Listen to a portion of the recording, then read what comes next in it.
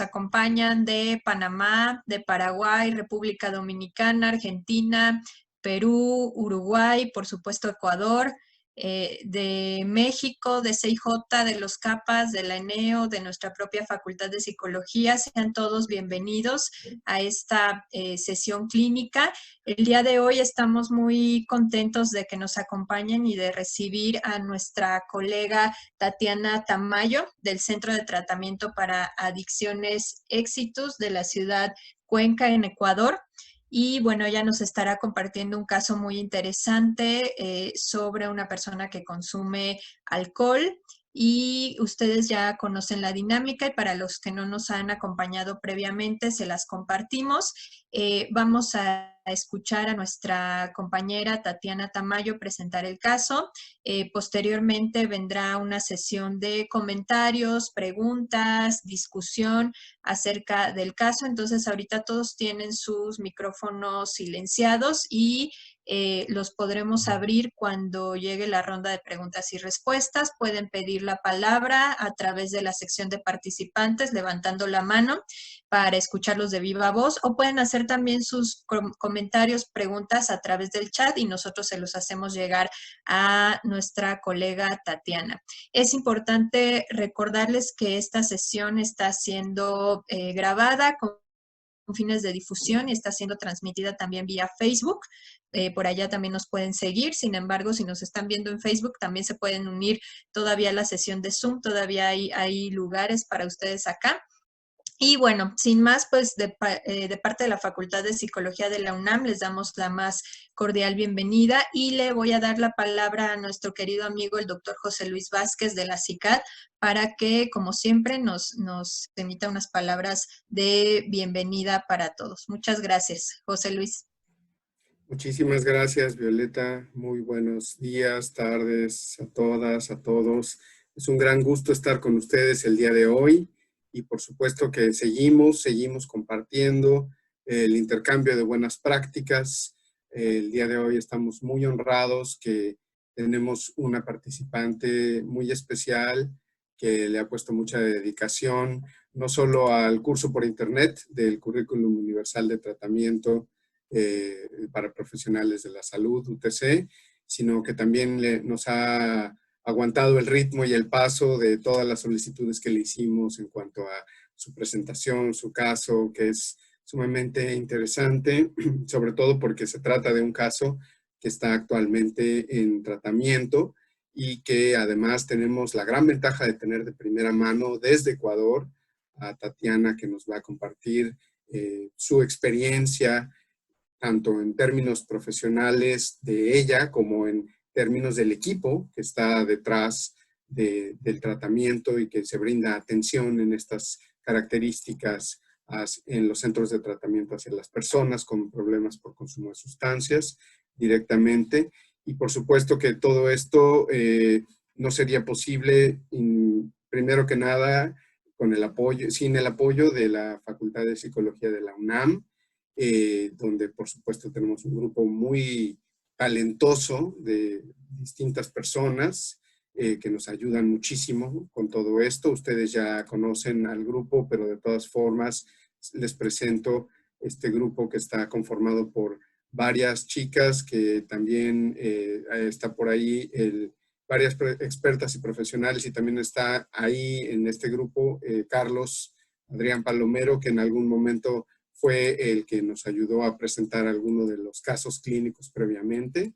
Les agradezco muchísimo, como siempre, a este equipo que son quienes nos ayudan a que todo esté listo, a que todos los distintos mecanismos, tanto de convocatoria como de que fluya la sesión, esté funcionando. Esto sin duda que es un esfuerzo de equipo, pero en buena medida quienes más trabajo desempeñan, sin duda alguna, son ustedes desde la Facultad de Psicología de la UNAM, porque incluso nos ayudaron a validar los contenidos en el curso, están pendientes de las personas que están dando la tutoría y de las personas que están actualmente en el curso. Les invitamos nuevamente a quienes estén interesados a ingresar a este curso. Ya tenemos solamente las últimas 2 ediciones, ahora en septiembre y otra en noviembre, y después quizás en el futuro se reinicie, pero eso todavía no lo tenemos claro. Así que si quieren aprovechar todavía la oportunidad de capacitarse, así como lo hizo Tatiana y muchos de ustedes que nos acompañan el día de hoy, por favor nos escriben ahí en el chat y si no en el correo electrónico donde pues ustedes han estado recibiendo información de parte nuestra para también tomar este curso que ya, como les digo, es de lo último.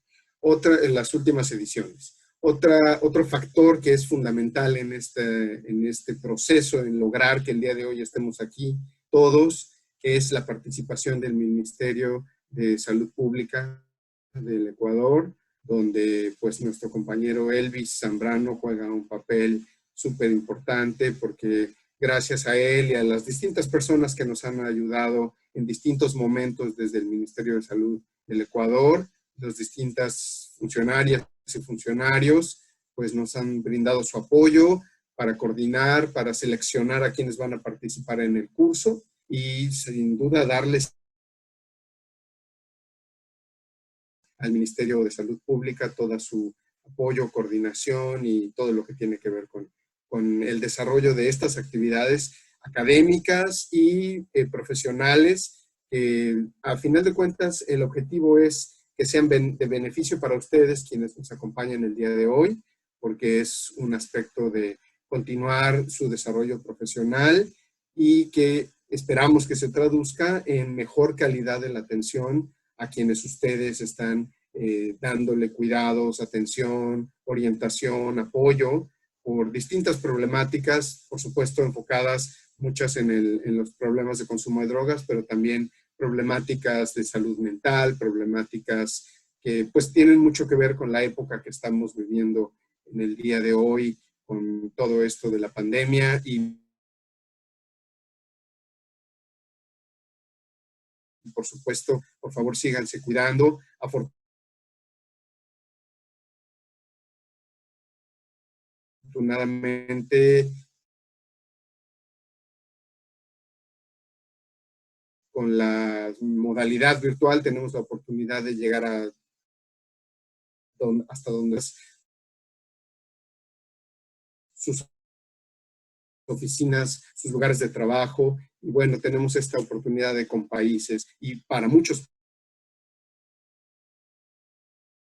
países, y tenemos en Ecuador. Sí, nos encontramos situados en las Cipreses y Ordóñez Lazo, ¿sí?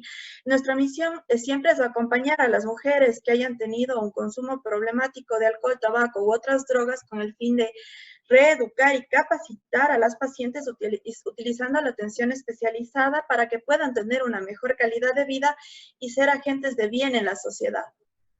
Teniendo esto presente, nosotros brindamos un tratamiento integrativo del tipo hospitalario para los casos de gravedad y en los casos de seguimiento se brinda un tratamiento de seguimiento ambulatorio, ¿sí?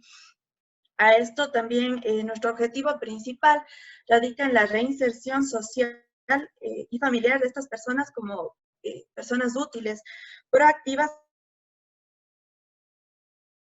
capaces de generar un estilo de vida que no sea solo armónico con ellas mismas, sino con los demás, ¿sí? Todo esto considerando no solo la adicción, sino los problemas que se generan y las consecuencias que se derivan a partir del consumo, ¿sí?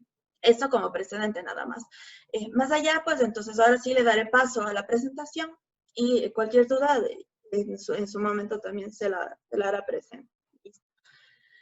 Tenemos que el caso es el caso de una mujer con trastorno por consumo de alcohol con acentuación en los rasgos de la personalidad y daño neurocognitivo. La persona atendida es una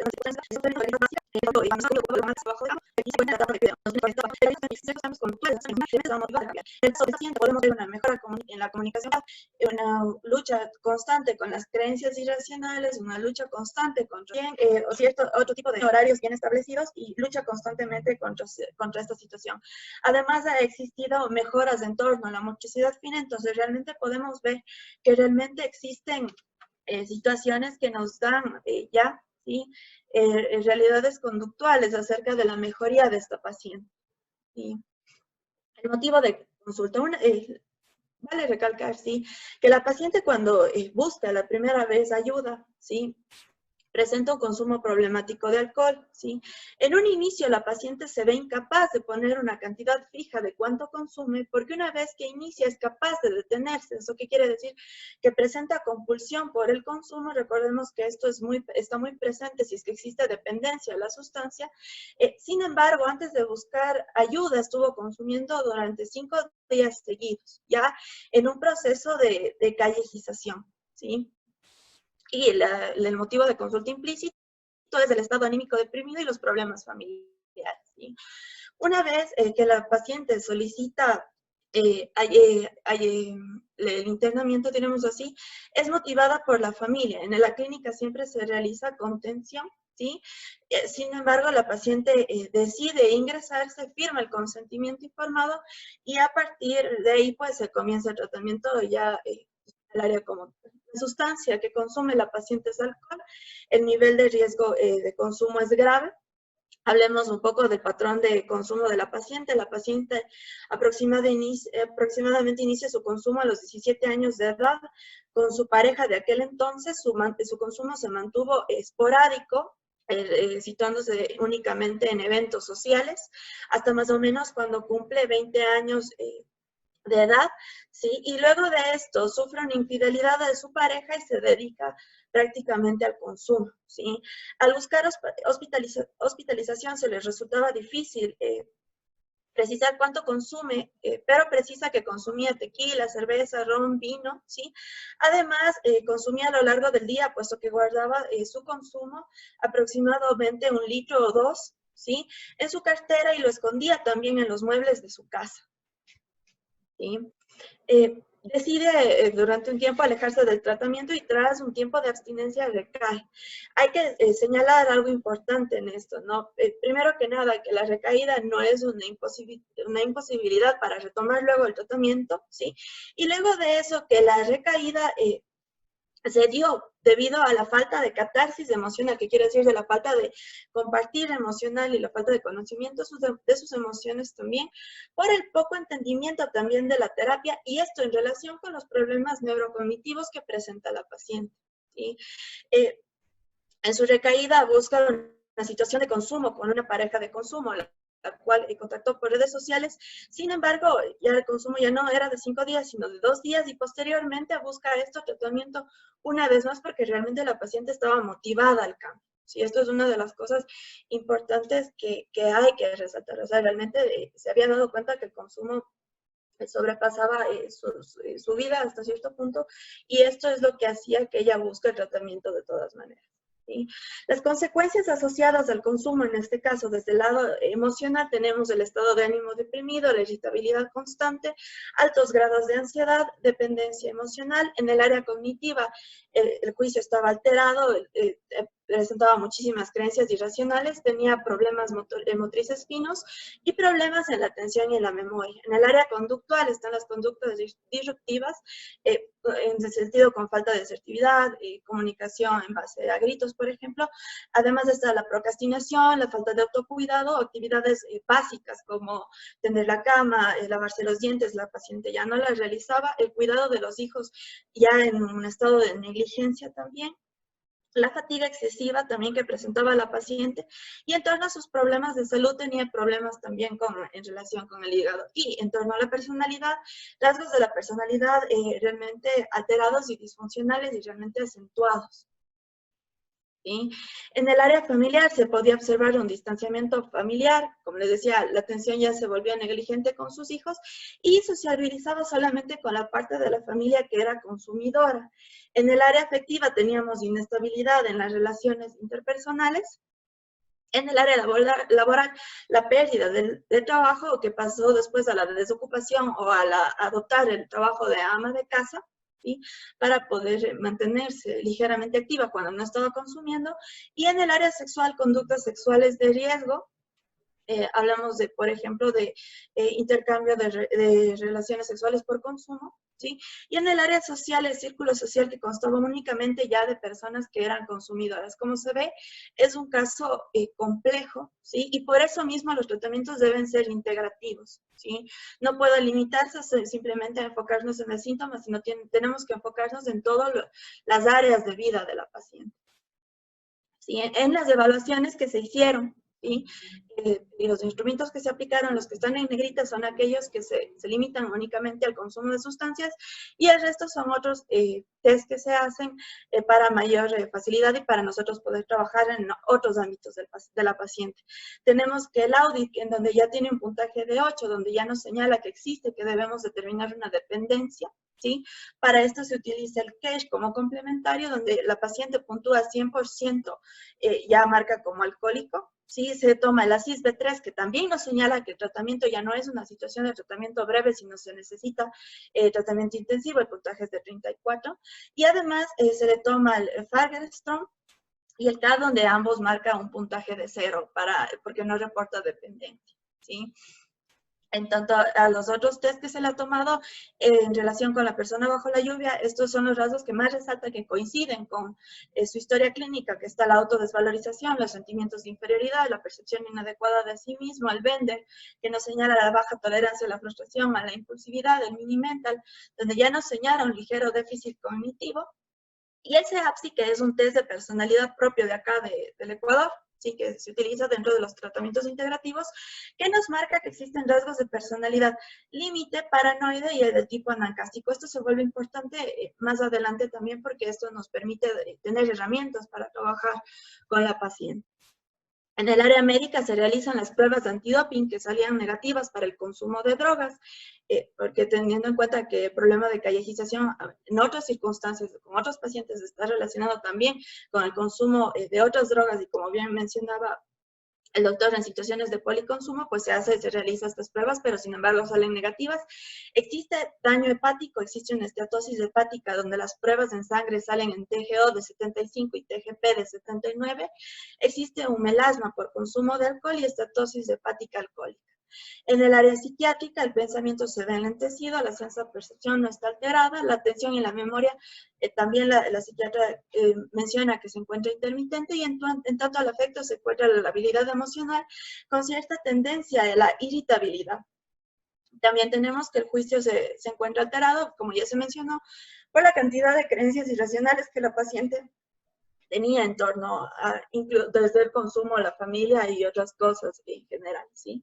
El nivel de intervención es un nivel de intervención de tipo hospitalario, ¿sí? El número de sesiones implementadas en la primera búsqueda de tratamiento fueron de 24 semanas, y avanzó en etapa de contemplación. Aquí nuevamente hay que recordar que si bien son 24 semanas, hay cosas que determinan el tiempo de la paciente, la falta de compartir emocional, los problemas neurocognitivos, y hay que recordar, esta paciente tiene una acentuación en sus rasgos de personalidad, lo que hace la situación muchísimo más compleja, porque, por ejemplo, personalidades paranoides tienden a tener estas resistencias a querer compartir sus eventos emocionales, por ejemplo, ¿sí?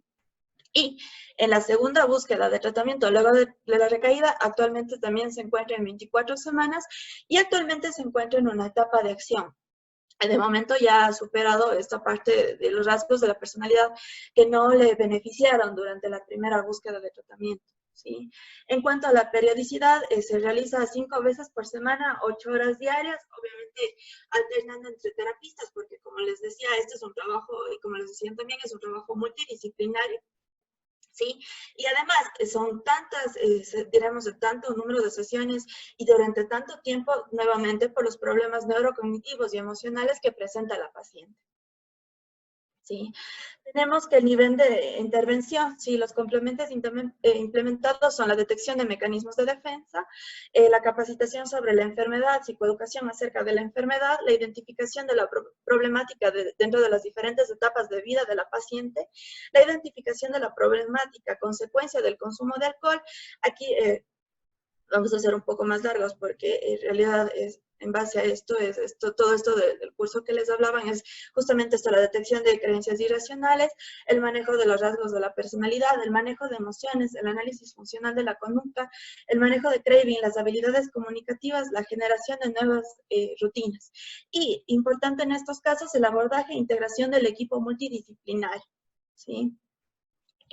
¿Esto qué implica? Que las pacientes tienen terapia individual y grupal de tipo psicológica, farmacoterapia médica y psiquiátrica, tienen médico general, existe trabajadora social, nutricionista, tienen danza, terapia espiritual y enfermería, que facilita que las pacientes tengan muchísimas herramientas para que puedan luchar contra las diferentes problemáticas que se presentan, como les decíamos, no solo por el consumo de las sustancias, sino también a consecuencia del consumo de las sustancias.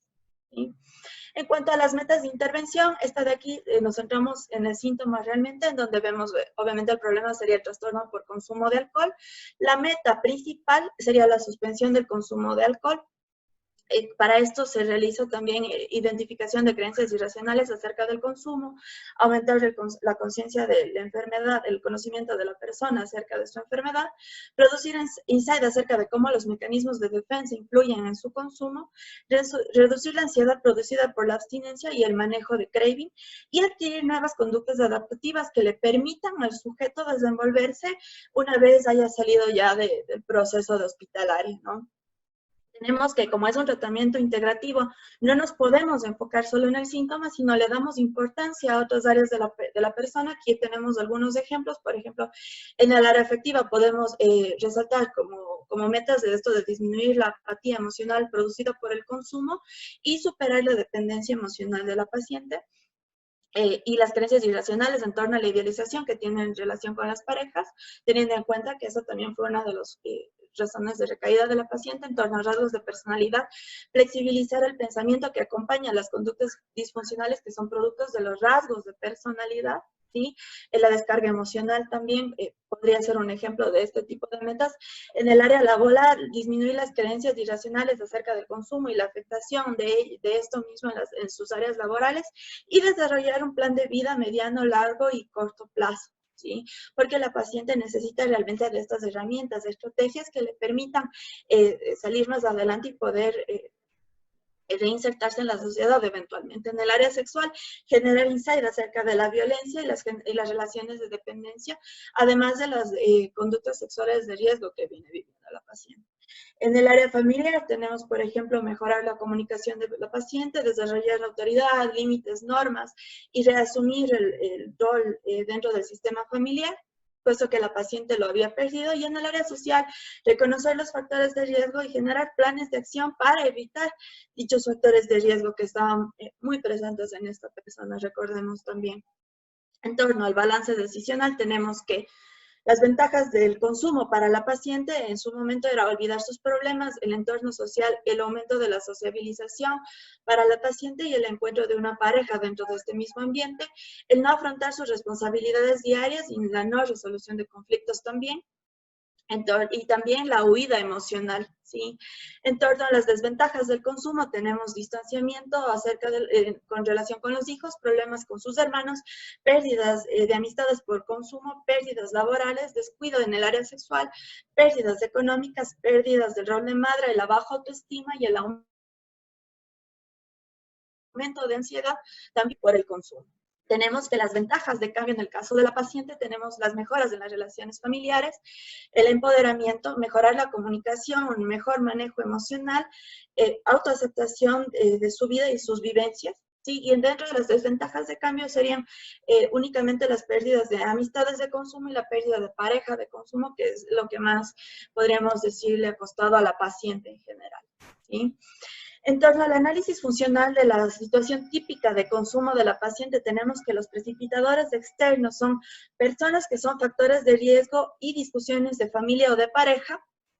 Los precipitadores internos son las emociones negativas, pensamientos al estilo de no valgo nada, nadie me va a querer porque tengo hijos, si consumo podré hablar más, si soy menos que el resto, no he logrado nada en la vida. ¿Sí?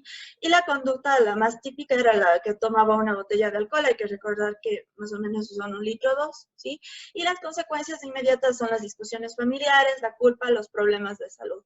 A mediano y largo plazo tenemos el distanciamiento familiar, la sensación de abandono y un sentimiento de tristeza constante, que hay que recordar que así llegó la paciente en primera instancia. ¿Sí?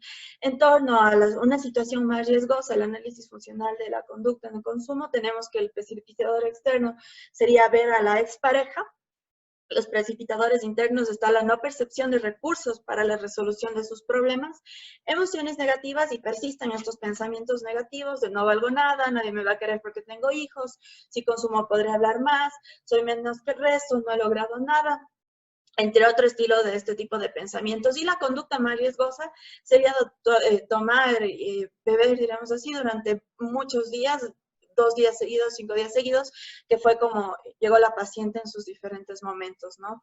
Tenemos que las consecuencias inmediatas son las discusiones familiares, la culpa, los problemas de salud, la falta de autocuidado, relaciones violentas con parejas dependientes, ¿sí? Y a mediano y a largo plazo la pérdida de la autoestima, la mendicidad o la callejización, conductas sexualmente riesgosas y depresión que podría presentar la paciente también, porque ya tenía algunos síntomas relacionados con este tipo de problemas. ¿Sí?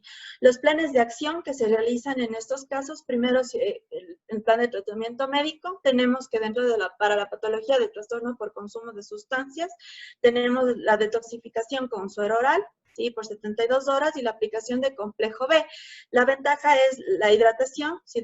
Desintoxicar a la persona y la prevención de la encefalopatía de Wernicke-Korsakoff por déficit de vitamina B1, la esteatosis hepática alcohólica, que se trata con silimarina y coenzima Q10, son hematoprotectores y antioxidantes, son las ventajas que tienen este tipo de tratamientos.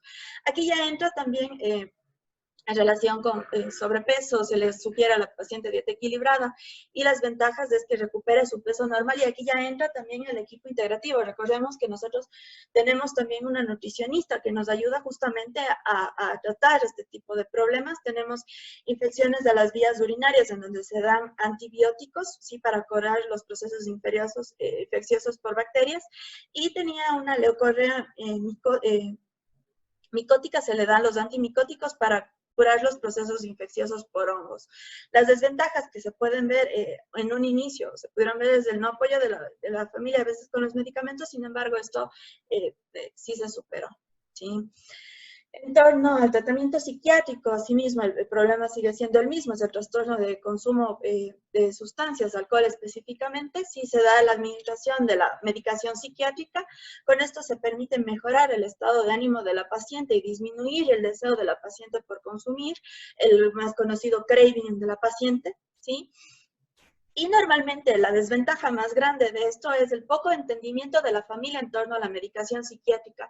Esto es algo más bien cultural, hablaré por mi país, digamos así, donde todavía no existe la conciencia acerca de para qué ayuda la medicación psiquiátrica dentro de este tipo de procesos o de este tipo de enfermedad, porque la familia no entiende la enfermedad.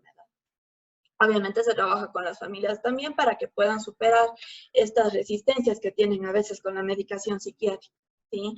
En cuanto a ya planes de acción propios dentro del área psicológica, hablemos de la aparición de conductas disfuncionales al resultado del consumo, como la procrastinación en actividades diarias, tal como hacer la cama, bañarse, no cumplimiento de normas, reglas, límites.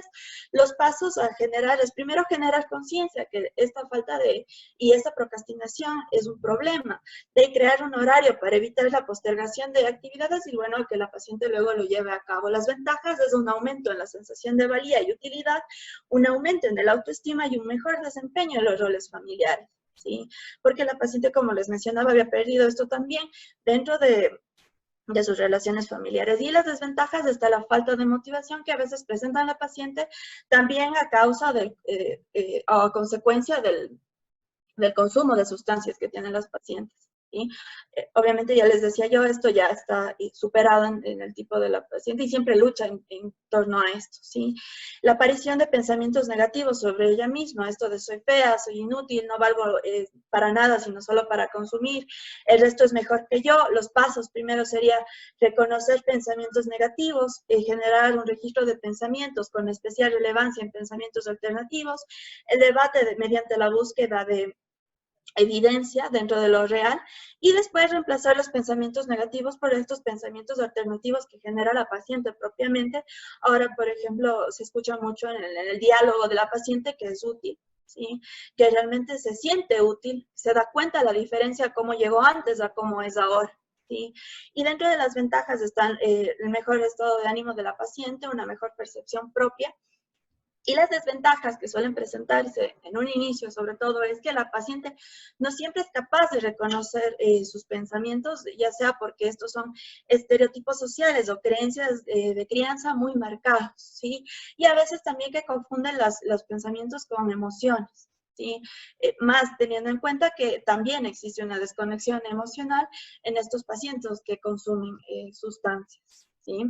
Tenemos que los planes de acción también se trabaja en torno a la inseguridad del propio cuerpo, ¿sí? Los pasos que se realizan es reconocer los modelos que son fantasiosos e irreales sobre la belleza, ¿sí? Y se les invita a los pacientes a conocer el cuerpo a través de la danza y aceptar su cuerpo por medio del amor al cuerpo. Las ventajas son un mejor estado del ánimo, una mejor percepción propia, una mejor relación con su cuerpo, ¿sí? Un aumento de la creatividad, la disminución de la ansiedad producida por el craving también, el aumento de la autoestima de las pacientes, y las desventajas es que asimismo los pacientes no siempre son capaces de reconocer las exigencias que están sobre todo en relación en torno a estereotipos sociales o creencias de crianza muy marcadas, ¿sí? Tenemos que en relación a la dependencia emocional y de pareja, tenemos que los pasos a seguir serían la lectura y escritura de eventos autobiográficos en grupo. Aquí también se realiza un análisis de pensamientos, sentimientos y emociones con los profesionales, se genera insight con los pacientes y se da inicio al proceso de la catarsis. ¿Sí? Las ventajas serían una disminución en los niveles de ansiedad de la paciente, la eliminación de los pensamientos distorsionados y una mejora en el autoestima. Y las desventajas que se dan en un inicio, en este caso específicamente, son o vienen de los rasgos de personalidad paranoide de la paciente, pues que en un inicio, como les comentaba, evitaba compartir sus experiencias. Más esa desconexión emocional, pues fueron cosas que afectaron muchísimo a la paciente en su momento. En relación con las pocas habilidades sociales, los pasos a seguir también se utiliza la escritura y lectura de eventos autobiográficos en grupo, en donde se le enseña a la paciente a reconocer sus conductas sociales poco funcionales. Hablábamos de gritos, por ejemplo, hace un rato. Se ocupa el role-playing como una técnica para poder generar insight, ¿sí? E iniciar también el proceso de catarsis. Asimismo, las ventajas de este proceso sería la disminución de los niveles de ansiedad, la disminución de las conductas que son poco funcionales, ¿sí? Un mejoramiento en el autoestima, ¿sí? Y también generar mejores relaciones sociales, no solo con las futuras posibles situaciones sociales que viva la paciente, pero también en relación con su familia, ¿sí? Y asimismo, una de las cosas que normalmente son una desventaja, sobre todo en un inicio, son los rasgos de personalidad paranoide en la paciente, puesto que en un inicio evitaba compartir sus experiencias y esto era realmente un problema. En relación con la invitaciones de sus amistades de consumo también, se genera insight acerca de los patrones de consumo del paciente, esto que quiere decir cuál era la rutina de consumo de la paciente, ¿sí? Se genera insight acerca de los lugares donde la persona consume y las personas que se ven envueltas dentro del consumo del paciente, y se hace trabajos por medio del roleplay, de nuevo, una vez más, por medio del ensayo y error, ¿sí? Porque esto es mucho de práctica, ¿sí? Y se lleva también a cabo las técnicas aprendidas una vez que la paciente pueda salir, pero igual en el roleplay se hacen las correcciones necesarias en su momento. Esto le permite a la paciente disminuir sus niveles de ansiedad, aumentar la comunicación asertiva de la paciente y también disminuir los riesgos de recaída. En este caso, lo que sería perjudicial para la paciente y habría que ver cómo reacciona, son los rasgos de personalidad límite. Tenemos que recordar que estos rasgos de personalidad por lo general vuelven a los pacientes muy impulsivos. Claro que se está trabajando en estos rasgos de personalidad, pero son uno de las desventajas que se pueden presentar en este caso en específico, porque es un problema muy de la paciente, ¿sí? Y tenemos que en torno a los planes de acción, por ejemplo, de trabajo social, tenemos la selección y apego a grupos sociales negativos que refuerzan su patología y la dependencia en torno a la aceptación social. Los pasos a seguir primero es la identificación de los grupos negativos, la intencionalidad de dichos grupos negativos también, ¿sí? Y se le enseñan a los pacientes estrategias de trabajo con la familia y grupos de apoyo diferentes que se tienen en la clínica, como las compañeras de seguimiento, ¿sí? Y los profesionales que también no nos deslindamos de los casos una vez que ya han acabado con su proceso. Las ventajas de esto es que los pacientes adquieren conocimiento sobre su vulnerabilidad frente a la presión sociocultural que tienen las pacientes en relación con el consumo, herramientas sociales prácticas para trabajar en los espacios de socialización y la aplicación de estas habilidades también sociales en los grupos cerrados de apoyo y en la familia, como les mencionaba hace un rato. Las desventajas podrían ser exceso en confianza en la sociabilización. Muchas veces las pacientes tienen esto de que, bueno, creen que digamos así, pueden solas en el sentido de que reconocen cuando a veces se exponen muchísimo dentro de estos factores de riesgo y también el no tener identificada su identidad como persona. Por eso también se menciona mucho esto del trabajo en autoestima con los pacientes, ¿sí? Y en que puedan generar su propio criterio propio. ¿Sí? En torno a las habilidades que se han entrenado, sí, con sus debidos resultados, tenemos que en torno a la conexión emocional ha existido una disminución en las creencias irracionales en torno a las emociones y también un aumento de la expresión emocional. En torno al aumento del disfrute, la paciente hoy en día tiene una mejor percepción de las situaciones buenas que tiene alrededor, puede disfrutar realmente de las cosas pequeñas de la vida que antes no disfrutaba. El manejo en la ansiedad, tenemos una disminución en los pensamientos de autodesprecio, en donde también ha existido también un manejo de craving para manejar esto de la ansiedad. En torno al manejo de la tristeza, la disminución de los estados emocionales deprimidos de la paciente, ¿sí? En la autonomía en relación con la pareja está la disminución en torno a las creencias irracionales que generaba la dependencia emocional en relación con las parejas. Y tenemos que en torno al manejo del enojo se da una disminución del uso del enojo como emoción para destruir. En realidad se coge y nosotros trabajamos muchísimo en la aceptación de las emociones como tal, ¿sí? Y más bien cómo podemos utilizarlas para generar y la resolución de los problemas. Las habilidades sociales, la disminución en torno a conductas inasertivas que le generaban problemas, la comunicación de la paciente hoy en día es mucho más honesta y mucho más asertiva. La aceptación personal, donde ya ha existido una disminución de las creencias irracionales en torno a la parte física y en torno a la responsabilidad también ha habido un aumento de la motivación de la paciente para realizar sus actividades del día a día. Recordemos que justamente esto es uno de los problemas que la paciente presentaba en su momento con la procrastinación, ¿sí? Hay que recordar que esta paciente, si estuvo durante todo este tiempo de COVID recibiendo atención clínica, entonces cosas a tener en cuenta, que ha tenido en cuenta el centro, obviamente con las directrices que nos da Ministerio de Salud, desde este hecho de tener sumo cuidado con los pacientes, ¿sí? Se realiza una desinfección diaria, ¿sí? de las diferentes áreas y se ha limitado el ingreso a algunas áreas, ¿sí? Las terapias se han vuelto semipresenciales, ¿sí? Y las personas, hablemos del médico, por ejemplo, enfermeras que tienen que entrar en la clínica, algunos psicólogos también utilizan el equipo de vida, hablemos del overol, la mascarilla N95 que se utiliza, estos protectores faciales también que no permiten la salida ni la entrada de fluidos, ¿sí? Y también se mantiene la distancia de 2 metros con las pacientes. El espacio que se tiene en la clínica nos permite también hacer este tipo de cosas para que las pacientes puedan sentirse seguras. En cuanto al ingreso de nuevos pacientes, por ejemplo, se les pide una prueba de COVID antes del ingreso, ¿sí? Y aún así se les tiene un cierto tiempo en aislamiento también porque ustedes saben que los síntomas no se presentan sino hasta después de 15 días, ¿sí?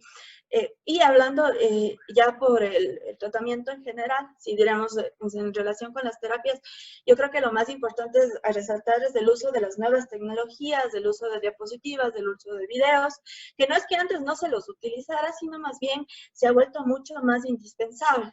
Sí, que eso es, creo que lo que más hay que resaltar con la terapia per se, ¿sí? Por ejemplo, para la psicoeducación, ¿sí? Pero se hace uso de todas las técnicas y de todo lo que es posible en estos casos para los pacientes porque sabemos que lo necesitan y necesitan aprender a manejarse desde el área emocional, desde el área psicológica, desde el área cognitiva, incluso para realmente ver mejorías dentro de los pacientes. Y eso sería todo en torno a la exposición. Muy bien, muchísimas gracias, Tatiana, de verdad por compartirnos esta información.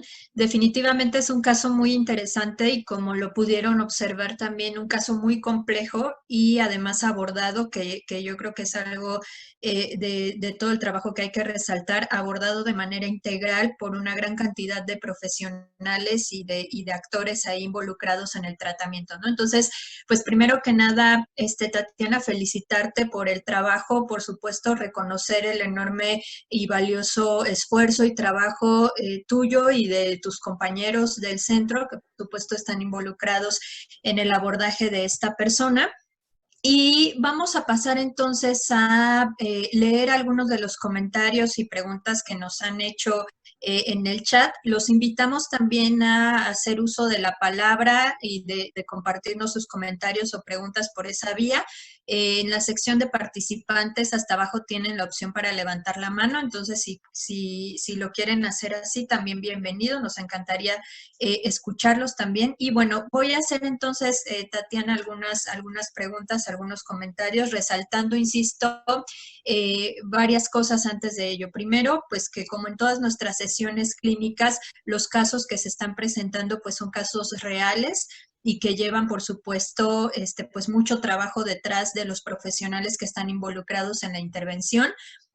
Y resaltando también en este caso que nos comparte el equipo, perdón, el equipo de Cuenca en Ecuador, que pues se trata de un abordaje, como ustedes vieron, multidisciplinario. Además, se trata también de una intervención llevada en modalidad residencial, entonces eso también lo hace tener ciertas particularidades que vamos a ir comentando en un momento. Les compartimos también, Tatiana es la psicóloga que se ha encargado del caso, sin embargo, por supuesto, también hay muchos profesionales, como ella misma ya lo mencionaba, directamente relacionados con el abordaje del caso, entonces trataremos de ahondar en algunas preguntas. Veo que algunas preguntas también están dirigidas a la parte médica, psiquiátrica, las podremos compartir, ya Tatiana nos dirá si tiene información al respecto o si a lo mejor necesitamos también dejarlas para compartir y discutir en el foro de ISUB, que ustedes saben que ahí pasamos también todas las preguntas que pudieran estar,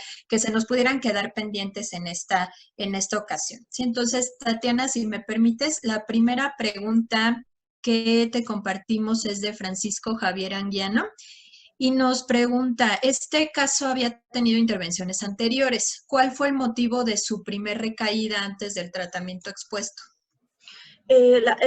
Justamente es el poco entendimiento de la enfermedad. En un inicio la paciente no percibía el problema como una enfermedad, sino más bien como un problema social, el típico que se escucha muchísimo en muchos pacientes de consumo de que era un vicio. ¿Sí? Entonces, realmente este desconocimiento de la enfermedad es lo que hace que la paciente abandone, ¿sí? Previamente, no solo antes de llegar, obviamente, a éxitos, no solo una, sino dos veces los tratamientos, porque realmente no había entendimiento de que era una enfermedad como tal y que como una enfermedad tiene síntomas como el craving, por ejemplo, ¿sí? Ok, gracias, Tatiana. Tenemos por acá otra pregunta. Ricardo Manuel Carcelén nos dice, ¿me pueden clarificar el modelo de tratamiento? ¿Es residencial, hospital de día o qué otro modelo? Nos lo comentabas al principio, Tatiana, cuando nos compartías las características del centro, pero sí me parece que el modelo de tratamiento es uno de los aspectos importantes en el abordaje de este caso. Entonces, si nos lo puedes recordar un poquito cómo es la dinámica en el centro, cuál es el modelo de atención que llevan. Claro, en general es una atención al 100% hospitalaria. Normalmente, como ustedes saben, en situaciones hospitalarias únicamente son los pacientes de gravedad, que tienen muchísimas áreas afectadas. En este caso se puede observar en todo lo expuesto, ¿sí? Entonces se lo trata así. Sin embargo, ¿sí? Llega un momento en el que el paciente tiene que reinsertarse también en la sociedad y ahí pasa a ser un tratamiento ambulatorio para los pacientes de seguimiento, pero mayormente el tratamiento es hospitalario al 100%. Gracias, Tatiana. Y nos compartías también qué profesionales están involucrados en el tratamiento. Nos decías que está la parte médica, la parte nutricional. Entonces, si nos puedes ahondar un poquito en esta dinámica de interacción entre profesionales. Claro, en el centro Éxito somos aproximadamente 18 profesionales, en su mayoría somos todas mujeres, aunque sí trabajan, nuestros trabajadores sociales son varones, ¿sí? Pero de todas maneras trabajamos a un aproximado de 5 psicólogos, aparte psiquiatra, médico general, enfermería, nutrición, la persona que se encarga del manejo de desechos, ¿sí? También en relación con este tipo de situaciones, ¿sí? Trabajador social, como les mencionaba hace un rato, también tenemos en Éxitos, ¿sí? Muy bien, muchas gracias, Tatiana. Una pregunta perdón, José Luis. Perdón, hay nada Sí, más adelante. algo importante de resaltar, que en este caso, lo comentábamos, la persona que está en una condición de situación de calle o callejización, como le llaman en Ecuador también, ¿no? Que eso agrega una complejidad donde en algunos centros el servicio a veces se ofrece o se busca a las personas que están en estas condiciones, pero también es importante resaltar que la paciente llegó motivada, apoyada por la situación familiar, y solicitó ayuda directamente, ¿no? Ahí con ustedes, Tatiana, porque Sí. eso es importante también mencionarlo. Veo que hay una serie de preguntas que ahora Violeta las comentará, que también tienen que ver cómo se implica a las otras partes de la familia. Pero ahora que estamos describiendo esta parte del modelo, ustedes no es que vayan y busquen a las personas, sino que reciben directamente a las personas. Es un centro de tratamiento preponderantemente de internamiento, ¿no? Sí, exactamente así lo realizamos nosotros, ¿sí? Justamente nosotros no buscamos a estas personas, normalmente lo que sí es, si la familia considera, porque normalmente la familia es la que da esa primera señal de que algo está pasando con estos pacientes, se hace contención, ¿sí? Pero de ahí se respeta si la paciente desea ingresar o no al 100%, ¿sí? Porque es importante que la paciente desee cambiar para que pueda ingresarse. Sí, si no, esto trabaja como una resistencia. Eso es, y además nosotros sabemos como profesionales que esto está totalmente en contra de derechos humanos, además. Y ¿Sí? Que ustedes es por algo eso que no podemos hacen olvidarnos. énfasis en el consentimiento informado Informar. de la paciente, ¿no? Uh-huh. Violeta, perdón. No, adelante. Gracias, Tatiana. Sí, un siguiente grupo de preguntas, Tatiana, va en torno hacia la parte de la familia, ¿no? Rosa Ceballos, por ejemplo, nos pregunta qué estrategias se emplean para lograr incorporar a la familia al tratamiento, sobre todo para que contribuyan a responsabilizarse en la administración de la medicación y su supervisión. Jania Campuzano también nos pregunta cómo se ha integrado la familia al tratamiento. Entonces, en este aspecto familiar, Tatiana, ¿cuál es el abordaje que se hace? Listo, por lo general con la familia se realizan terapias semanales los fines de semana, ¿sí? Se comienza por la psicoeducación en un principio, porque no solo son los pacientes los que no entienden la enfermedad, sino también son las familias las que no entienden la enfermedad. Y muchas veces esto es, no sé si será situación aplica a toda Latinoamérica, sino hablaré yo por Ecuador. La familia cree que es un vicio. ¿Sí? Y realmente no tiene esa conciencia de que es una enfermedad, que como una enfermedad, igual que la diabetes, igual que cualquier otra enfermedad crónica, tiene síntomas. Entonces se comienza primero con la psicoeducación. Y luego, si la familia lo permite, en el caso de esta familia sí se ha dado, ¿sí? Lo que suele suceder es que se le da a la familia también la oportunidad de recibir terapias individuales para que mejoren, ¿sí? Su estado emocional, porque también la familia eventualmente, pues nosotros sabemos también las familias funcionan como un sistema, o sea, el sistema no, una parte del sistema no funciona y el sistema también se desborda, diremos así, se descompensa. ¿Sí? Entonces, nosotros intentamos trabajar en todas las personas que nos den esa oportunidad. En el caso de la familia, así se trabajó. ¿Sí? Entonces, primero psicoeducación, luego de eso, el trabajo también emocional en las familias, ¿sí?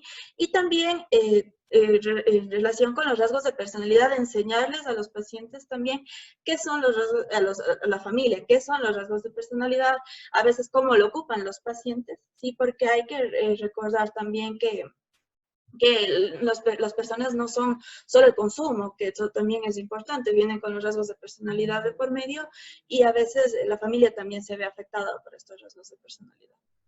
Ok, muchas gracias, Tatiana. Nos preguntan sobre justo estos rasgos de personalidad que comentabas, Tatiana. Giovanni Tena, por ejemplo, si pudieras ahondar en los rasgos paranoides que se observó en la usuaria. Beatriz Velasco nos pregunta si presentó algún episodio psicótico. Por acá nos preguntan también si presentó delirium tremens. ¿Nos podrías ahondar al respecto? Claro, no, como se vio también en la exposición, la paciente no tenía alteración dentro del ascenso percepción, no presentaba delirium tremens, ¿sí? Eso creo que es importante para resaltar. ¿Y cuál era su primera pregunta, si me puedes repetir? Los rasgos paranoides que Los rasgos de personalidad. En relación con los rasgos de personalidad paranoides, creo que uno de los que más influyó justamente en el compartir emocional es la búsqueda de significado oculto bajo ciertas situaciones, que ese es el rasgo, creo que es el más marcado, ¿sí? La búsqueda de significados ocultos en las cosas cotidianas del día a día, ¿sí? Y con esto seguido también esto de la duda constante, ¿sí? Y la defensividad también que viene a partir de este tipo de rasgos de personalidad paranoides. Ok. Muchas gracias, Tatiana. ¿Hay algunas preguntas? Sí, José Luis, Les adelante. recordamos que pueden hacer sus preguntas de viva voz también, porque veo que están muy activos en el chat, pero veo varias personas que están con ganas de hacer también preguntas.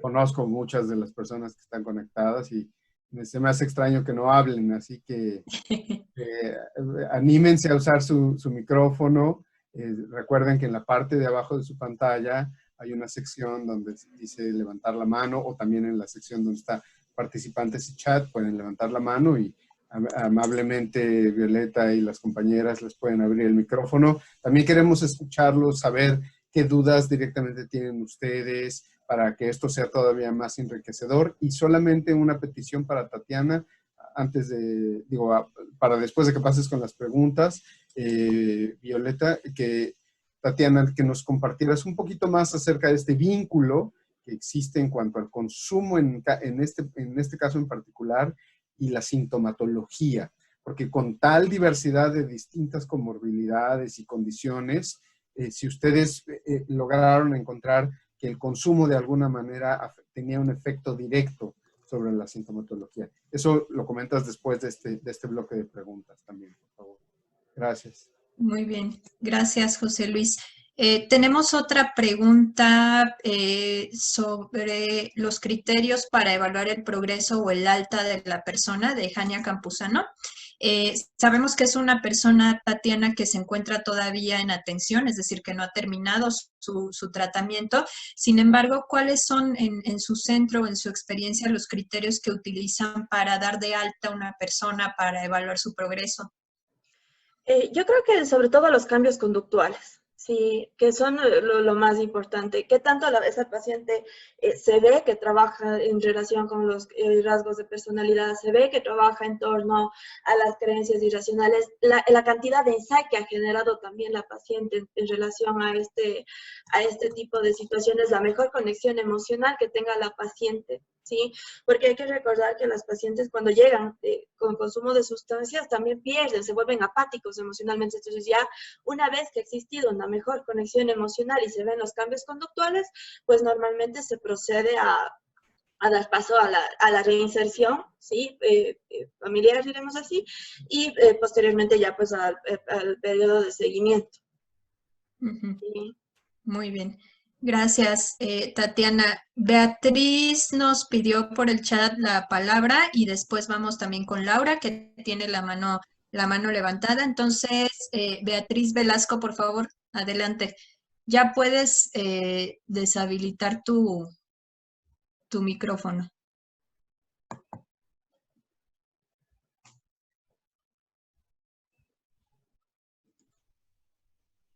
Otro clic. Hace un clic más, Beatriz. Ahí está, listo. Buenos días, muchas gracias por esta excelente ponencia. Felicito a Tatiana, no quiero quitar mucho tiempo. Solo me interesa mucho saber qué medicamentos psiquiátricos se le administraron y a qué cree que se debe que después de 5 días de consumo consuetudinario no se presentó un delirium tremens, o qué tipo de síndrome de supresión se presentó. Son 2 preguntas.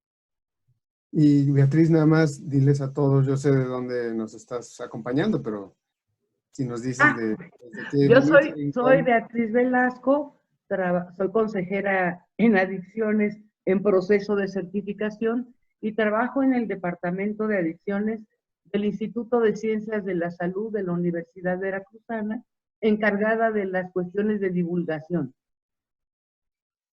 Gracias, Beatriz. Tatiana, no sé si tú nos puedes compartir información sobre el abordaje psiquiátrico.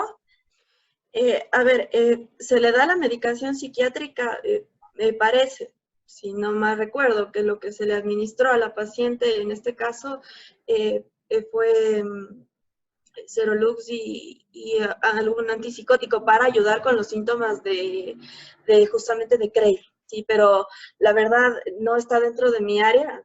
Yo les recordaré también a las personas que yo soy psicóloga, ¿sí? Y eso no está dentro de mi jurisprudencia, diremos así, también, ¿sí? Obviamente nosotros conocemos que se da, ¿sí? El por qué se lo da también, pero realmente no es una pregunta que yo pueda responder así de cuántos miligramos se le da, porque realmente no está dentro de lo que yo conozco. Gracias, Tatiana. Sobre el síndrome de supresión que se haya presentado. No sé si es que en esta pregunta se pueda, por ahí andaba la doctora Lina también, que es...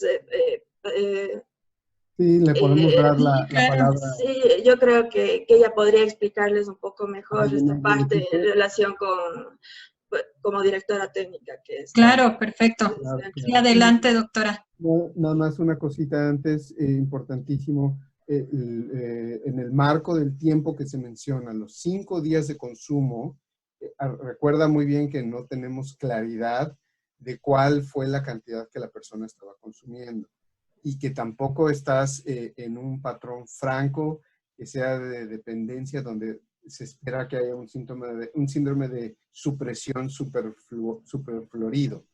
O sea, ahí habría que ver una serie de consideraciones. Ella nos describió un proceso de consumo durante los últimos 5 días antes de llegar a tratamiento, pero no conoces realmente, no tenemos los detalles, por así decirlo, de la evaluación neurobiológica que tendrías en ese momento. O sea, el hecho de que una persona esté consumiendo 5 días continuos no necesariamente le va a disparar el síndrome de supresión que tú esperarías en una persona que tiene un consumo crónico, con una dependencia crónica, que lleva mucho tiempo consumiendo y que cuando suspende abruptamente se genera el síndrome de supresión. Ahí es a donde creo que solamente hay que contextualizar un poquito en qué condiciones llegó este caso, porque ahí habría que ver, por ejemplo, la presión arterial y una serie de cuestiones que yo creo que es importante que nos lo mencione la compañera del centro, por favor, la doctora. Ahí está. El micrófono. Listo, ahí está. Ya ¿Cómo puede le hablar. va? Muy buenas tardes. Muy agradecida por la presencia de ustedes. Lo que se refiere a lo que es el medicamento en el inicio, obviamente es área psiquiátrica. Sin embargo, uno pasa aquí y uno maneja más el síndrome de abstinencia de las usuarias.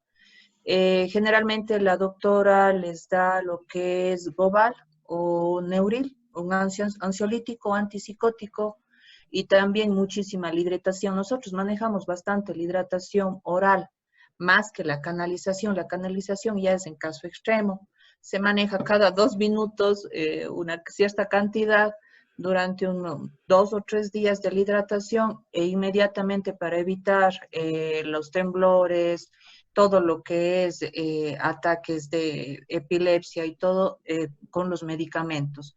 Es fundamental. En las mujeres vienen, cuando es un consumo sumamente grave, vienen completamente afectadas. Son consumos de 2, 3, 4, 5 días consecutivos. Y obviamente el síndrome de abstinencia hay que manejar porque está en riesgo la vida de ellas con parte psiquiátrica. O sea, es fundamental la parte psiquiátrica acá porque se puede estar en riesgo la vida del paciente si llega a convulsionar y a presentar otra sintomatología más grave. Como decía la doctora Tatiana, es un problema para que entiendan las familias la administración del medicamento porque no, es muy complicado que ellos acepten que de inicio ya ingresen con medicamento en el centro. La psiquiatra, médico y enfermeras son fundamentales hasta los 21 días después del ingreso, porque es hasta la cúspide de la abstinencia, es hasta los 21 días. Quinto, sexto día de abstinencia están completamente ansiosas, 15, 16avo día muy ansiosas y 21avo día. O sea, completamente en ese tiempo está fundamental el tratamiento médico, psiquiátrico y de enfermera. Los psicólogos hacemos contención en base a lo que es la motivación para la continuación del tratamiento, pero la base psiquiátrica y médica al inicio. Eso les podría aclarar. Gracias por la información general. Muy importante mencionar lo que comentaba y tomar en cuenta que es una paciente joven. También eso te va a dar una serie de condiciones distintas al paciente que típicamente en los centros hospitalarios, por ejemplo, en Ciudad de México, donde yo estuve, o en los centros hospitalarios donde se reciben a las personas que están en situación de calle, que tienen meses o años de historias de consumo continuo y constante, vas a tener también un perfil de paciente distinto que normalmente desarrolla síndromes de supresión o abstinencia muy intensos, ¿no? Y acá el patrón de consumo de la persona que nos está dirigiendo hacia la dependencia tiene esta sintomatología y estos criterios que te permiten llegar y establecer el diagnóstico, pero habría que revisar claramente cuál fue el estatus físico, fisiológico, por así decirlo, con el que llegó la persona. Entonces, yo creo que ese manejo se hizo ya específicamente a nivel de psiquiatra, donde las compañeras o a nivel de la atención de urgencias, de recepción inicial, que incluso dependiendo de cómo la hayan trasladado, porque recordemos que la paciente llegó por parte de la familia, fue llevada allá, y puede haber sido llevada a través de una ambulancia, puede haber sido llevada a través de solamente su familia. Ahí hay un proceso previo que probablemente el centro no estuvo del todo involucrado desde el principio, sino que ellas nos están aportando su experiencia desde cuando reciben y cómo ven el manejo básicamente de contención de la paciente. Pero por lo que se observa en las descripciones que nos hace Tatiana, no presentó una sintomatología intensa de abstinencia, lo cual a mí me hace bastante sentido en términos del tiempo que lleva consumiendo y el patrón, que no necesariamente va a ser un intenso, que aunque tiene síntomas o rasgos de dependencia, las otras alteraciones psiquiátricas también son las cosas que aquí pareciera que están generando más conflicto o que requieren un poco más de atención en términos clínicos. Sin duda, la condición en la que la persona está consumiendo amerita que haya una evaluación integral y total, que fue lo que se hizo, pero que esa parte no necesariamente corresponde a lo que ellas están desarrollando ahora, ¿no? Muy bien, continuamos ahí con las preguntas también, Violeta. Sí, gracias, Laura, José Luis. ¿verdad? Perdón. Perdón, sí, le damos la palabra a nuestra colega Laura, que tiene la mano levantada. ¿Puedes activar ya tu micrófono, Laura? No. Sí, ahí está, ya te escuchamos. Ah, perfecto. Es que me decía que no lo podía activar yo. ¿Qué tal? Buen día, ¿cómo están?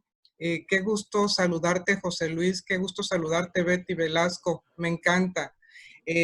Me gustó mucho la presentación. Desde la evaluación integral, la intervención, el abordaje integral que están realizando.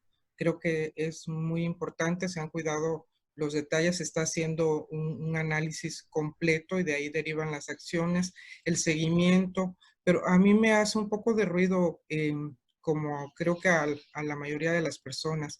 Sabemos que la familia tiene una gran importancia, que a veces, o la mayoría de las veces, sabotean el tratamiento o se convierten en un elemento importante para la recaída.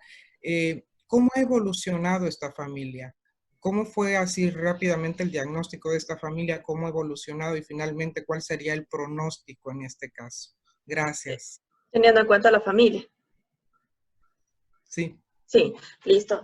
A ver, en este caso el pronóstico de esta paciente es buena porque sí tiene apoyo de la familia. Realmente, como les digo, hay que hacer muchísima psicoeducación con las familias porque realmente, como bien dice Laura y bien dijo la doctora Lina también, la familia muchas veces no entiende la enfermedad. Entonces, se comienza por ahí.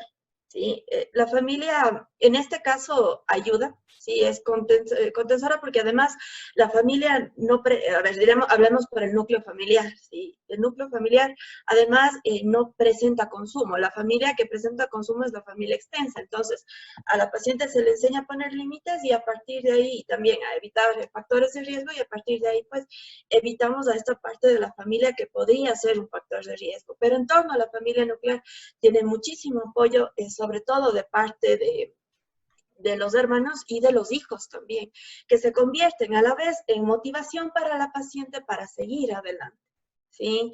Porque la familia está muy implicada en relación a que mejore, a que se ponga realmente bien, ¿sí? Tanto así que no le dan esa, incluso presión en torno al tiempo del tratamiento. ¿Sí? Sí nos ha pasado también que existe, como bien dicen, otros pacientes, ¿sí? Donde realmente la familia no ayuda y obviamente el pronóstico ahí sería muchísimo menor, del 30%, pero el pronóstico en este paciente es bastante bueno porque tiene el apoyo de la familia y realmente eso ayuda a que nosotros también podamos trabajar dentro de las familias. Sí, porque hay involucramiento de las mismas, ¿sí? Pese a que a veces sí hay todavía esa resistencia a la medicación psiquiátrica, pero no han dejado de, sí, ayudar a la paciente porque han recibido la psicoeducación pertinente. Tatiana, y agregaría ahí si nos puedes compartir, porque nos decías que la familia la reciben una vez a la semana, los fines de semana. ¿Qué profesionales están involucrados con el abordaje de la familia? Es decir, ¿es el equipo de psicología? ¿Es trabajo social? Normalmente nosotros solemos turnarnos, ¿sí? Entre los psicólogos y el trabajo social, ¿sí? En abordar a las familias. Porque sabemos que existen problemas de tipo que deberían ser abordados por trabajo social y también ciertos problemas que deben ser abordados por la parte psicológica, ¿sí? Ok, ambos entonces están involucrados ahí. Sí, José Luis. sí. Incluso la parte médica también, el médico se involucra también en darles a las familias más conocimiento de la enfermedad y cuáles son los síntomas físicos que se presentan dentro de estos pacientes. Hablemos en sintomatología de craving, por ejemplo, los dolores de cabeza, ¿sí? Que son muy comunes para estos pacientes cuando presentan sus momentos de craving. Si nos compartes, Tatiana, gracias también por esta información. Si nos compartes la información de contacto del centro, ahí a través del chat, porque hay algunas personas que quieren entrar más en contacto con ustedes, o la doctora Lina, quizás también, si nos ponen ahí correos electrónicos o vías de contacto para hacer también consultas más específicas. Vi por ahí que una representante del Ministerio de Salud también estaría interesada en contactarse con ustedes y bueno, obviamente también a través de Elvis, que ya lo mencionamos al principio, nuestro punto de contacto en el Ministerio de Salud, también se puede ahí establecer contacto con este centro de tratamiento y solo comentarles que Laura nos habló o nos está acompañando desde Tamaulipas, México, ¿no? Así que también gracias, Laura, pero si van a utilizar la palabra, por favor, recuerden decir de dónde son. Y veo que hay una mano levantada, Violeta, ¿verdad? Sí, le damos la palabra a Margot Paredes, por favor.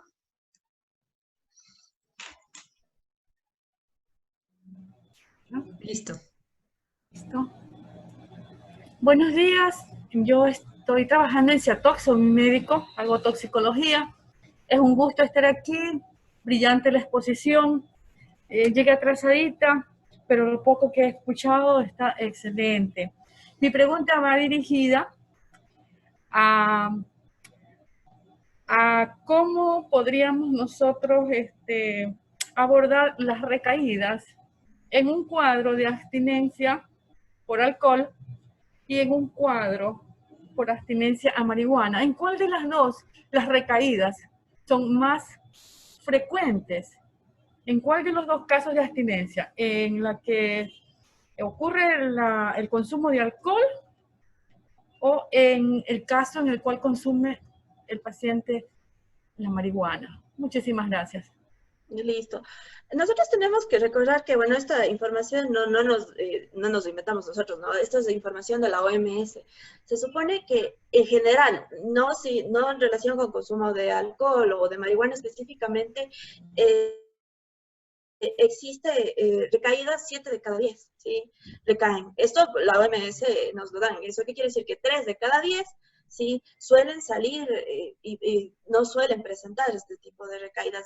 Yo creo que no existe una diferenciación precisa para decir estos recaen más y estos recaen menos. Creo que tendrá que ver mucho, como les decía, en relación primero a expresión emocional y que tanto los pacientes expresan emocionalmente. Segundo, qué tan son todos los rasgos de personalidad estén y que cómo se trabajen dentro de estos rasgos de personalidad. Y tercero, qué tanto daño neurocognitivo exista en los pacientes que consumen alcohol o marihuana. Y tendríamos que trabajar en torno a esa sintomatología también, porque, por ejemplo, un paciente por consumo de alcohol presenta problemas en atención y memoria, ¿sí?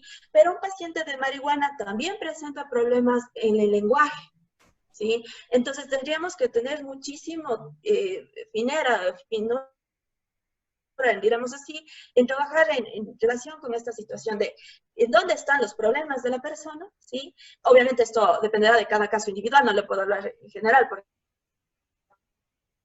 esto es muy individual de las personas, y trabajar sobre eso que tenemos ahí, ¿sí? Hablando digamos, habría que ver en el paciente, yo le digo, por ejemplo, en pacientes con consumo de marihuana, el lenguaje, la velocidad de procesamiento se vuelve mucho más lenta, entonces, trabajar en torno a esas cosas que sabemos que no está tan, o está más afectado, y a partir de ahí, pues, se previene la recaída. Trabajando atención, memoria, sobre todo porque hay que recordarles a los pacientes muchas veces que están enfermos, ¿sí? Y recordemos que la repetición también ayuda muchísimo cuando existen problemas de atención y memoria para evitar justamente la recaída, ¿sí? Ok, muchas Gracias, gracias. Tatiana. Perdón, Margot, adelante. No, sigue nomás. Muchísimas gracias, le estaba diciendo. Muchas gracias. Gracias, Margot. Yo agregaría, Tatiana, si me permites también, porque por ahí también hay otra pregunta sobre recaída de Ketty. Cómo la recaída hace parte de un proceso de aprendizaje y si es momento de evaluar y revisar el plan de acción, nos comenta. Entonces, yo agregaría a tu explicación, Tatiana, que efectivamente la recaída es parte del proceso de aprendizaje, es parte del proceso de recuperación, es un fenómeno que es común en general en el proceso de cambio de la conducta de consumo de sustancias, y si bien no es necesariamente un fenómeno por el que transitan todas las personas que consumen sustancias, sí es un fenómeno muy común independientemente de la sustancia, ¿no? Y tiene como el propio consumo, por supuesto, que ver con muchísimos factores, ¿no? El nivel de riesgo, el nivel de dependencia, pero también la exposición a los factores de riesgo y a las situaciones de riesgo para el consumo de la persona, ¿no? Cuando nosotros estamos abordando las recaídas en el tratamiento, y como Tatiana nos compartió también que abordaron la recaída de esta persona, pues es importante reconocer primero, por supuesto, todos esos aspectos físicos que van acompañados del craving, de la exposición a las situaciones de riesgo y manejarlos, pero también abordar todas esas estímulos, disparadores que están presentes en el ambiente y que pueden suscitar una recaída, ¿no? El regresar al barrio donde se consume, al espacio donde se consume, el volver a ver a los amigos con los que se consumen, volver a experimentar algunas situaciones que llevaban al consumo, como algunas emociones, enojo, ansiedad, tristeza, etcétera. Eso es muy importante de identificar en el tratamiento precisamente para prevenir la recaída. Es decir, en la medida en que yo pueda identificar esos disparadores, esas situaciones que están mucho más relacionadas con el consumo, pues es mucho más probable que yo pueda prevenir una recaída en función de preparar a la persona a enfrentar esas situaciones de riesgo o esas situaciones donde generalmente consume, que finalmente son estímulos ambientales, cuestiones situacionales, tanto externas como internas, emocionales, por supuesto, como bien lo decía Tatiana, que son lo que ha estado relacionado con el consumo, ¿no? El consumo asociado al manejo del enojo, al manejo de la ansiedad, el consumo asociado a enfrentar situaciones problemáticas, el consumo asociado a convivir con ciertas personas, etcétera, ¿no? Entonces, en la medida en que yo pueda identificar todos esos factores contextuales, personales también, es fundamental esa identificación precisamente para hacer una buena prevención de recaídas, y que cuando esta suceda, como también nos lo compartía Tatiana, y como nos lo hacen también ver en el chat, pues entenderlo como eso, ¿no? Como el abordaje de un proceso de aprendizaje, es decir, identificar que de la recaída se puede aprender mucho, se pueden identificar muchas cosas que a lo mejor no estábamos considerando tan a fondo en el tratamiento y que es necesario considerar para prevenir que vuelva a ocurrir, además de, por supuesto, todo el abordaje multidisciplinario desde la parte médica, la parte familiar, la parte social. No sé, déjenme ver las preguntas que tenemos pendientes. Les comentaba en un inicio, ya estamos cerrando prácticamente esta sesión. Muchas preguntas tal vez se van a quedar pendientes porque son muchísimas y les agradecemos su participación. Vamos a hacer una última pregunta para ya dar cierre y, por supuesto, como siempre, el compromiso es que sigamos este debate y esta discusión y estos comentarios en las redes, sobre todo en iSub, donde va a quedar también guardada esta presentación, y que, bueno, podamos seguir de esta manera compartiendo. Antes de pasar a leerles la última pregunta, veo que Telma Pedrosa tiene la mano levantada, entonces le damos la palabra para finalizar con esta ronda. Adelante, Telma. Sí, muchas gracias. Buenos días a todas. Excelente exposición. Me ha gustado la estructura como nos la han presentado. Ha sido muy clara, muy metodológica. Me ha permitido identificar plenamente cada uno de los pasos de este proceso. Me interesaría mucho saber si están contemplando integrar la perspectiva de género en el tratamiento de las mujeres en situación de consumo de alcohol.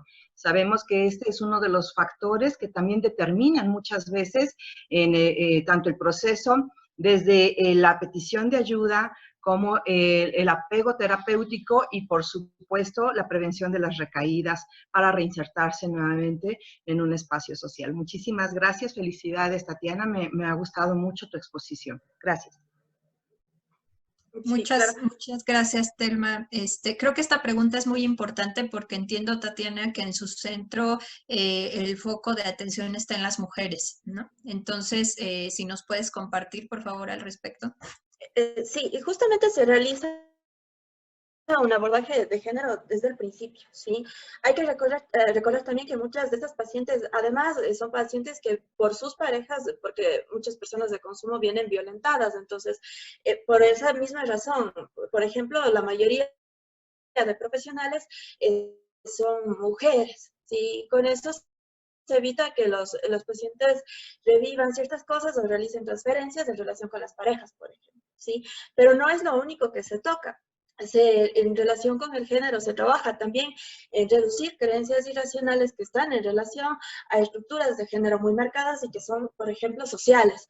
Hablemos, por ejemplo, hablaré por mi país, no sé si esto aplica a todos los países de Latinoamérica, pero esto de que si no te casas hasta cierta edad no eres suficientemente mujer, por ejemplo, que son creencias de género muy marcadas y muy sociales. Entonces nosotros trabajamos en todos los aspectos de las personas y realmente se trabaja sobre todo en esto, ¿no?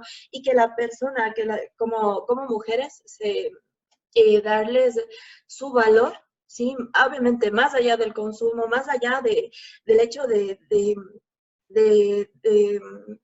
ocupar digamos, el cuerpo y descuidar su cuerpo. Entonces, realmente sí se realiza también un abordaje de género y se trabaja también en sanar estos posibles procesos o posibles emociones residuales que existan de procesos traumáticos vividos con parejas que han sido violentas con estas personas. Entonces, realmente sí se aborda este tipo de temas también. Muchas gracias, Tatiana. Creo que es un tema muy, muy importante también que da para muchísima discusión, cómo incorporar precisamente la perspectiva de género en el abordaje de personas que consumen sustancias. Entonces, muchas gracias, Tatiana, por tus comentarios. Y bueno, finalmente, para cerrar esta sesión, recordarles que se está compartiendo en el chat la liga para obtener su constancia de participación. Por favor, no olviden ir a ella. Les estamos compartiendo también la liga para el resumen de caso y donde va a quedar guardada esta sesión para que también la puedan consultar. Y finalmente, Tatiana, nada más preguntarte qué sigue para este caso, qué está pendiente. Sabemos que es un caso que todavía no está concluido, entonces si nos puedes compartir muy, muy brevemente qué sigue para ella en su atención, y con eso estaríamos cerrando la sesión. Muchas gracias, Tatiana. Listo, la paciente está en este proceso, en esta parte del proceso de trabajo de plan de vida, ¿sí? ¿Qué significa esto? Es el paso previo a reinserción familiar. Por situaciones de COVID, en realidad, porque esa es la razón por la que de momento no, porque normalmente lo que se hace es, se le manda a pasar unos días en su casa, luego regresa, luego vuelve a salir, pero teniendo en cuenta que son pacientes que tienen opción y son muy vulnerables y tienen incluso, a veces hay pacientes que, como ya veíamos, vienen con ciertas infecciones, entonces no se le está haciendo. Entonces aquí lo único que faltaría, diremos así, para la paciente es que termine su proyecto de vida y ya la reinserción. Sí, o sea, ya directamente que vaya para su casa, diremos así. Ok, pues muchísimas gracias, Tatiana, nuevamente a todo el equipo, por supuesto, de Éxitos, y a todos ustedes por su participación. Le voy a dar la palabra al doctor José Luis Vázquez para que nos apoye con el cierre de esta sesión, recordándoles, por favor, la información que está en el chat es muy importante para la constancia, para los recursos adicionales a esta maravillosa sesión. Entonces, por favor, no olviden revisarla. Y adelante, José Luis. Muchísimas gracias. Yo solamente, bueno, quiero dar un mensaje y también darle un minuto a Elvis nada más para que nos comente cualquier cosa, inquietud o situación que considere pertinente desde el Ministerio de Salud. Sobre todo, Elvis, agradecerte nuevamente el apoyo para coordinar. Antes de ti también el gran apoyo que recibimos de parte de Roberto Enríquez y de los otros compañeros. También, por supuesto, a la doctora Lina le agradecemos muchísimo la oportunidad que esté presente el día de hoy y al personal de Éxitos. Así que, Elvis, si das un mensaje breve y yo retomo ya nada más al final para que les comente algunas cosas que por la modestia de Violeta ella no comentó, pero yo les voy a presumir un poquito acerca del trabajo que ella y las otras integrantes del equipo de la Facultad de Psicología también nos han ayudado ahora que lo de recaídas generó tanto interés. Ahí ya les compartí un archivo en el chat, pero bueno, ahora les comento con más detalle. Elvis, por favor. Ya, gracias, José Luis. Bueno, buenos días primero a nombre del Ministerio de Salud Pública del Ecuador, agradeciendo a la CICAD OEA, a Violeta Félix y a todos los expertos de la Facultad de Psicología de la Universidad UNAM, quienes nos brindaron en su momento todas las facilidades, ¿sí?, y asesoría para el desarrollo de la capacitación del currículum universal de tratamiento, en el cual participaron cerca de 600 profesionales, dentro de la cual estuvo Tatiana, ¿sí? Agradezco y felicito a Tatiana y al equipo multidisciplinario del Centro de Tratamiento de Consumo Problemático Éxitos, y a cada uno de los participantes que nos acompañaron desde Ecuador y de otros países. Gracias por haber seleccionado a Tatiana en representación de aquí de Ecuador, ¿sí?, y por su buen desempeño en el curso del UTC. en la cual fue destacada y quien nos expuso el caso clínico, en el que nos compartió sus experiencias en la intervención psicosocial. Y ahí está el fruto de lo aprendido en la capacitación. De ahí la importancia para que otros profesionales de centros de otros países que se enfrentan o se encuentran con un caso parecido, se acuerden de esta experiencia de Tatiana, que fue muy enriquecedora y gratificante, y pueden aplicarlo de la misma manera. Tengamos presente que aprender un poco más de lo que nos explicó Tatiana es una oportunidad para aprender más. Gracias, José Luis, y gracias, Violeta, y que esto se continúe con la capacitación en nuestro país. Muchas gracias, Elvis, y muchas gracias, por supuesto, también a las autoridades del Ecuador, de todos los niveles. Y bueno, les retomo lo que mencionaba del manual. En su momento, Silvia Morales, Violeta y otras profesionales de la Facultad de Psicología de la UNAM nos ayudaron, a petición del grupo de expertos en reducción de la demanda de CICAD, a generar un manual de transferencia de conocimientos sobre cómo establecer estrategias en términos de prevención de recaídas. Ya se perdió ahí a lo mejor un poquito en el chat, pero si lo suben entre todos los mensajes que estamos recibiendo y produciendo, ahí está el archivo PDF para la disposición de ustedes en español, que tiene que ver con el manual directamente sobre transferencia de las intervenciones breves para la prevención de recaídas en adicciones. Les vuelvo a colocar en el chat el link en ISOP para que si no lo ven ahí fácilmente en el chat, el archivo como tal, porque lo pueden descargar, ya lo puse ahí, hacen clic en el link y ahí los lleva a donde está el archivo para que ustedes lo vean. Y ahí es un material muy didáctico, muy práctico, muy sencillo, con esquemas, que tiene la claridad de cómo enfrentar esta parte del proceso que ya Violeta explicaba muy bien, que no necesariamente todas las personas tienen que enfrentar, pero creo que es uno de los recursos más valiosos que tenemos hoy en día con relación a este tema, y que seguramente muchas de las inquietudes y muchas de las preguntas y de los planteamientos que ustedes mismas o ustedes mismos, veo en el chat que hay varias personas que incluso tienen preguntas sobre casos que están atendiendo en este momento, pueden aplicar ahí directamente, ¿no? Y por supuesto también yo quedo a la disposición de que cualquier duda que tengan directamente sobre los casos, por ejemplo, que están teniendo, nos pueden mandar los correos electrónicos y con todo gusto podemos darles alguna orientación. Aprovechen también el programa de asesoría clínica. Tenemos algunos espacios donde hay supervisión clínica de los casos, también con apoyo de la Facultad de Psicología de la UNAM.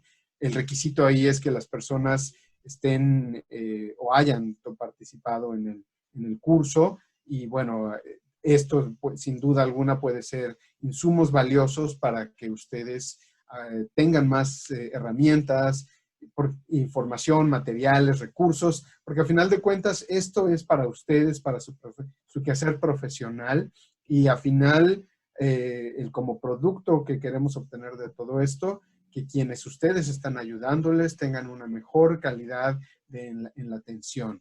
Así que para nosotros será muy valioso que todo lo conversado, todo lo intercambiado, se convierta en algo de valor y de calidad en la atención a quienes ustedes están ayudando hoy en día o en el futuro con distintos problemas de salud mental, donde por supuesto que el consumo de sustancias es uno de los múltiples factores que las personas enfrentan. Y agradezco nuevamente el apoyo de la Facultad de Psicología de la UNAM, este fantástico equipo, donde sin duda que poco a poco tendremos que ir haciendo también más,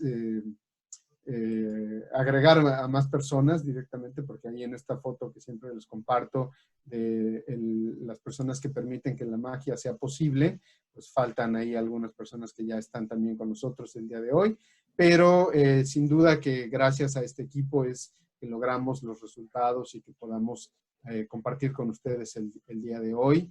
De verdad que es un lujo trabajar con ustedes, y por supuesto que a nombre de la facultad, de la Secretaría Ejecutiva la CICAD y de la Unidad de Reducción de la Demanda, el embajador Nam y Jimena Kalavsky, respectivamente. Les agradecemos muchísimo su atención, la asistencia, y que nos sigan acompañando en el futuro con las siguientes actividades.